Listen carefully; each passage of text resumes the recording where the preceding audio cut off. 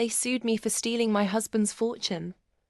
Then the judge stood up and said one word that changed everything. They always thought I was just a housewife. An old woman who married into money and spent her days baking pies and pruning roses.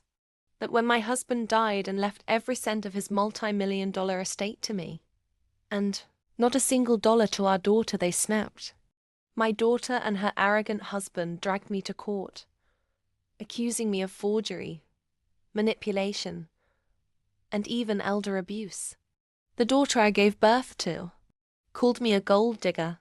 She said I stole her father's empire, but they had no idea who I really was, until the judge stood up, looked me dead in the eyes, and said one word, "Commander, let's rewind." My husband Richard built an empire from luxury hotels to tech startups.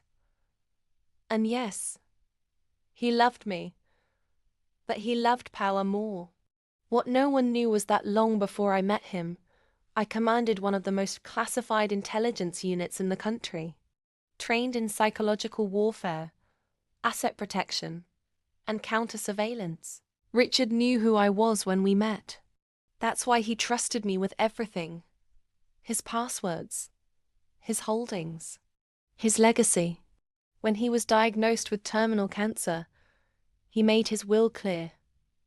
Leave it all to her. She'll know what to do. The day of the hearing, the courtroom was packed. My daughter sat there with her husband, surrounded by flashy lawyers. They painted me as a senile widow who tricked a dying man into signing away his fortune, claimed I forged documents, manipulated his mind. Then I took the stand.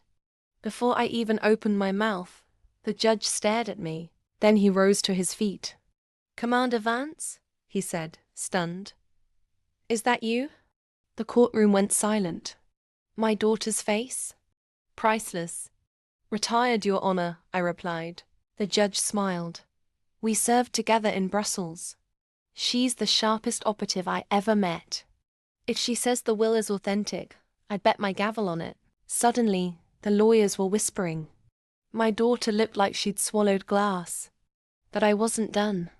I handed over my evidence.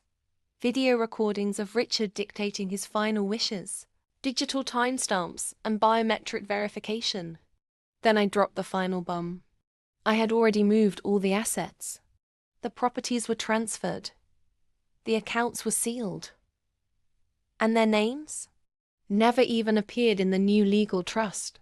They sued me too late. The judge dismissed the case with prejudice. But I wasn't finished with my revenge.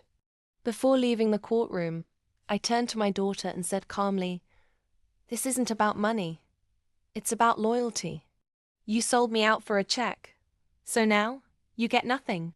Not even my name." She tried to yell, but the bailiff silenced her. And as I walked out, the reporters rushed me. All I said was, "Next time you come for the Queen, know what game you're playing." Sometimes the sweetest revenge is letting them underestimate you. Subscribe now and never miss the next takedown.